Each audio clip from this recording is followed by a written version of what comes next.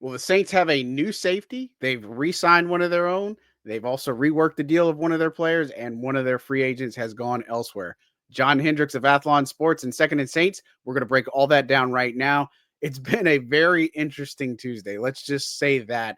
You might have seen Ross and I on the pod earlier. We did a free agency primer, talked about a bunch of things.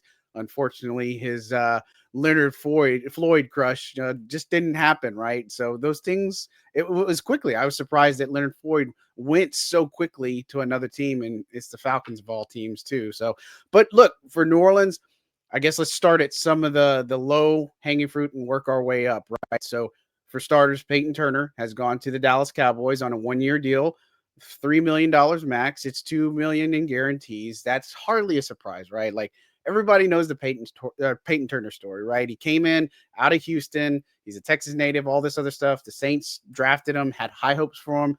Shoulder injury the first year. He had got a turf toe injury a couple seasons after that, and he's just never available. Like, just to put it in perspective, Turner had 16 games last season. His first three combined seasons, he had 15. So a fresh start for him. Hopefully it's something that can help him out. He's only 26. Again, what comes to mind is like Marcus Davenport.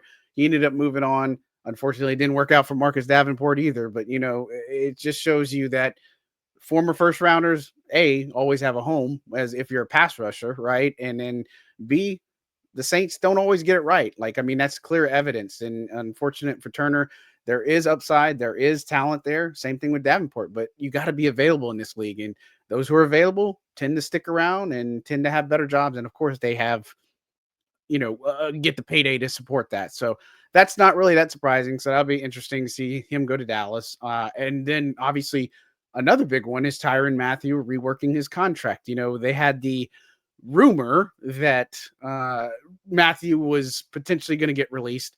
That was never the intention. Like, if you followed our work, you followed our written work, you followed the show, that was never what we were told, right? Like, that was the things that I guess just came up, right? But we knew that Mathieu couldn't necessarily play on his current tag, but now he gets a deal that's reworked.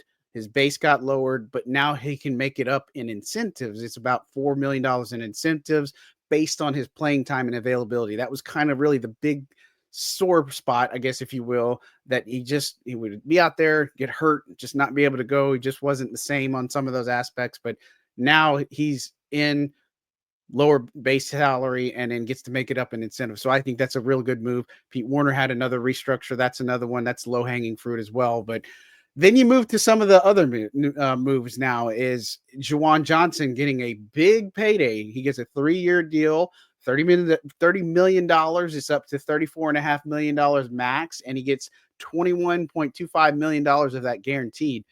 Look, the obvious is that's a lot of money for a tight end, right? And Juwan Johnson was going to be one of the premier tight ends on the free agent market. So he doesn't hit the market now. I know a lot of people were saying he was going to go to Denver and all this other stuff. And again, the Saints wanted to keep him, right? Like, that's obviously one of the things, again, if you followed us and if you've read work and stuff, we've kind of hinted that, obviously. But again, it was always going to come down to money, right? And the thing is, Juwan Johnson, the production, I mean, there was a stat that PFF Saints site put out that was like, since 2022, he's ranked 7th in certain categories and such. And again, the thing is, we want to see a tight end that's dominant, right? Like, everybody that comes through New Orleans ever since Jimmy Graham, that's the measuring stick, right? Just like Drew Brees is the measuring stick.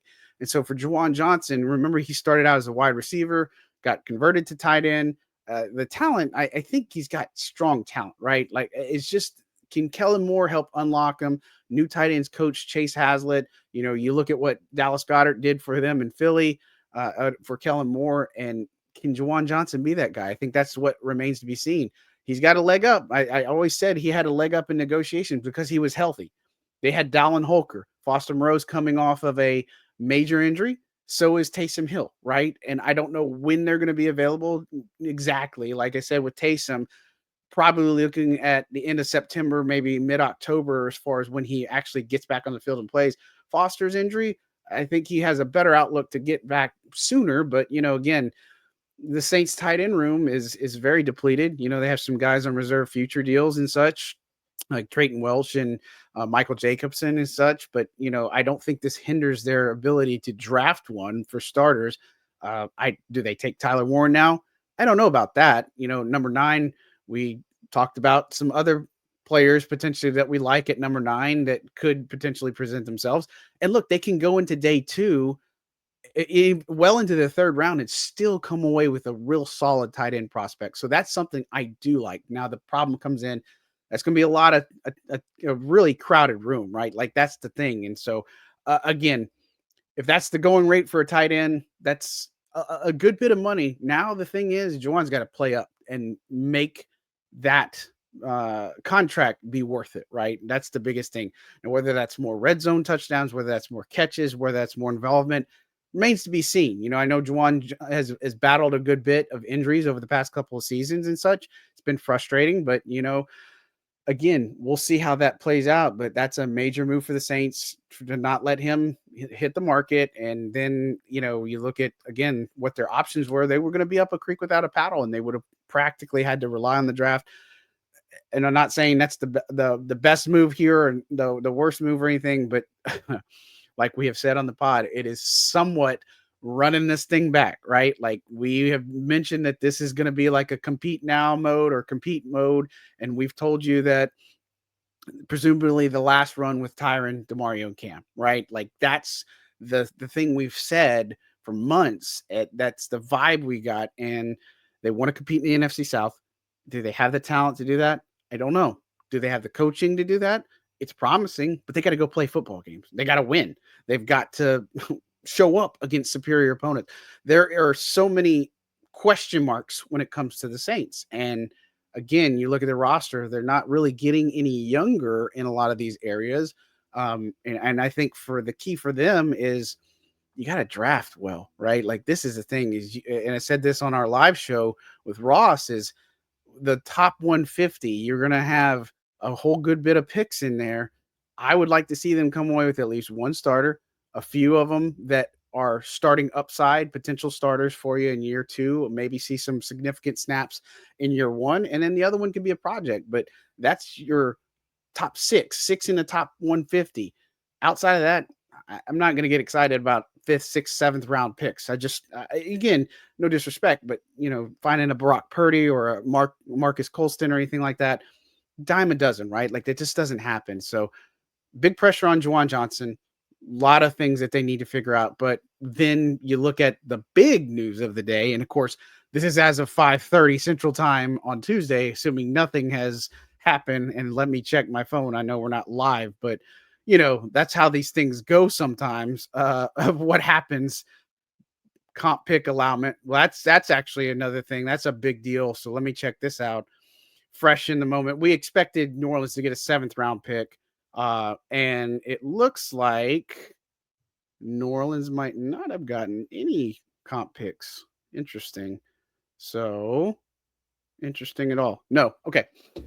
We'll tackle that later. Sorry about that. But at any rate, the big news for New Orleans is them getting a new safety, right? A new strong safety, assuming they don't swap anything, in Justin Reid, a Louisiana native, somebody that's from Prairieville, went to high school in Geismar, and then went to college at Stanford, played for Houston for a while. He's a 3rd round pick.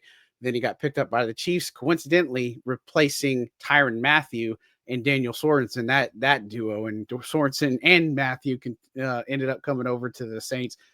A lot of Chiefs have come to the Saints, right? Tano Pascal is another one, Clyde Edwards-Helaire.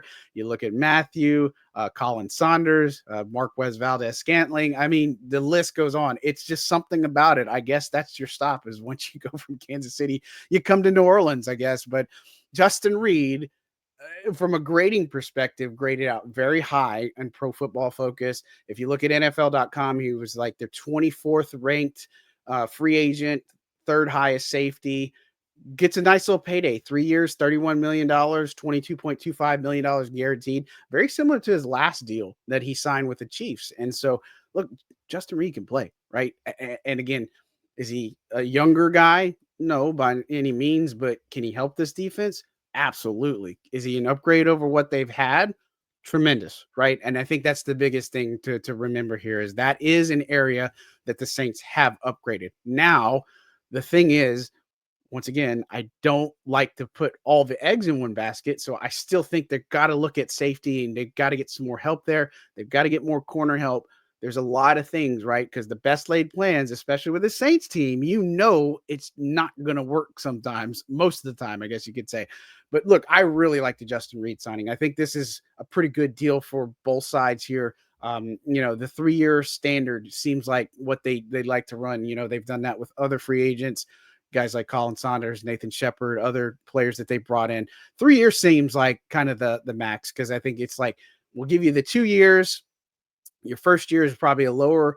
It'll escalate in second year. They restructure, and by the third year, if it just doesn't work, they have the option to maybe move on, or you play it out, or something else happens. And so I think that's why you see a lot of these 3-year deals, especially for New Orleans. But look, whether he does play strong safety or moves differently or whatever the case may be, and they use Tyrann Mathieu a little differently, that's something Ross and I talked about. Presumably, where does Brandon Staley use Tyrann Mathieu? That's going to be something big. I thought that they could have done some different things with him last year, but they didn't do that, right? But good signing for the Saints, a good pickup for the Saints. That's one to be excited about. So 2 new players now between him and Devon Godshaw, right? And so they were able to keep Chase Young. So on paper, it seems like it's starting to come together a little bit more defensively.